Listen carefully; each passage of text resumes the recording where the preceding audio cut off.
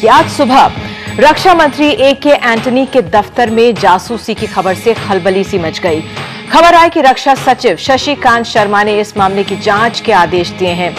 Mister A K. Verma हमारे साथ हैं, फॉर्मर रॉ चीफ, साथ ही प्रकाश जावड़ेकर बीजेपी से, प्रभात ठाकुर हमारे साथ होंगी कांग्रेस से, संजीव देशवाल एक डिटेक्टिव एजेंसी से आए हमारे साथ, और आलोक मेहता वरिष्ठ पत्रकार हमारे साथ मौजूद हैं। देशवाल हमारे साथ मौजूद हैं।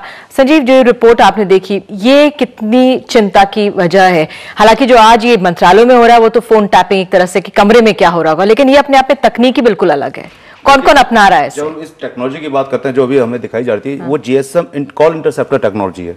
कॉल इंटरसेप्टर टेक्नोलॉजी जो अभी बात चल रही है जिस डिफेंस मिनिस्ट्री के अंदर, वहां पे ये यूज नहीं हुई है।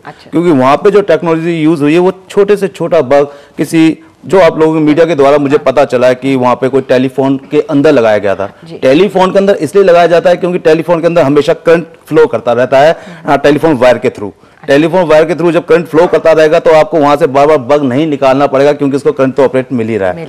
लेकिन होता क्या है कि हम देख रहे हैं पिछले कुछ महीने पहले फाइनेंस के यहाँ पे भी इस तरीके की बगिंग, और आपके डिफेंस मिनिस्ट्री के यहाँ पे बगिंग, रूमर्स, ये रूमर्स नहीं हो सकते हैं। हमें ऐसा नहीं लगता, एज अ प्राइवेट डिटेक्टिव हमें ऐसा नहीं लगता कि सिर्फ सब बातें झूठी होंगी। कहीं ना कहीं कुछ ना कुछ तो जरूर ऐसा हो रहा है जो बहुत चिंता का विषय है, क्योंकि इतना सीरियस मैटर है कि फाइनेंस मिनिस्ट्री के यहाँ पे बगिंग हो रही है, या वित्त मंत्रालय के अलावा कहते हैं डिफेंस मिनिस्ट्री के यहाँ पे बगिंग हो रही है। ये तो वो है जो पता चल रहा है, जो पता नहीं चल रहा है उनका क्या होगा।